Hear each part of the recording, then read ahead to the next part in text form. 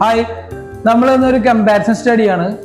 X32 versus M32. M32 ഇവിടെ ഇല്ല, പക്ഷേ കുറച്ച് കാര്യം പറയാനുള്ളത്. ഒരു X32 നോക്കുക. ഇതിന് സാമ്പിൾ റേറ്റ് മെയിൻ ആയിട്ട് നമ്മൾ ഇവിടെ സെറ്റപ്പ് ചെയ്ത് കഴിഞ്ഞാൽ നോക്കിക്കഴിഞ്ഞാൽ അറിയാൻ പറ്റും. സാമ്പിൾ റേറ്റ് ഇവിടെ 48 ആണ്, പക്ഷേ ഒരു M32ന് 96 വരെ സാമ്പിൾ റേറ്റ് പോകാം. അപ്പം തന്നെ നമുക്ക് അറിയാലോ ക്വാളിറ്റി വ്യത്യാസമുണ്ട്. പിന്നെ കുറച്ചുകൂടി റഗ്ഡ് ആണ് M32ന്റെ ബിൽഡ് ക്വാളിറ്റി. മെയിൻലി പറയുകയാണെങ്കിൽ ഈ ഫേഡേഴ്സ്, ഇതിന്റെ ഫേഡേഴ്സ് ഓപ്പൺ ടൈപ്പ് ആണ്.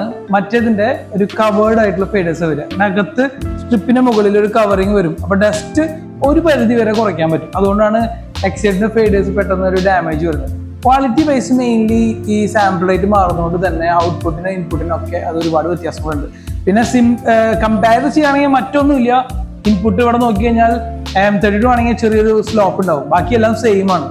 നോബുകള്, പിന്നെ കൺട്രോൾ സർഫസ്, ഫേഡർ, ഇതിന്റെ operation, software, everything is same. പിന്നെ റിയർ സൈഡിൽ പോവാണെങ്കിൽ നോക്കി കഴിഞ്ഞാൽ നമുക്കറിയാം ഇവിടെ ഫിസിക്കൽ ഇൻപുട്സ് കാണാൻ നിങ്ങൾക്ക് 32 physical inputs and 16 physical output ഉണ്ട്. ഒപ്പം ഇവിടെ നമുക്ക് സ്റ്റേജ് റാക്ക് കണക്ട് ചെയ്യാം. രണ്ടിനും സ്റ്റേജ് റാക്ക് മാറി ഉപയോഗിക്കാം, കുഴപ്പമൊന്നുമില്ല. രണ്ടും സപ്പോർട്ട് ചെയ്യും. മറ്റ് കാര്യങ്ങളൊന്നുമില്ല. ആകെ വ്യത്യാസം വരുന്നത് ഈ ക്വാളിറ്റിയിലും ബിൽഡ് ക്വാളിറ്റിയിലുമാണ്. ബാക്കിയെല്ലാം സെയിം ആണ്.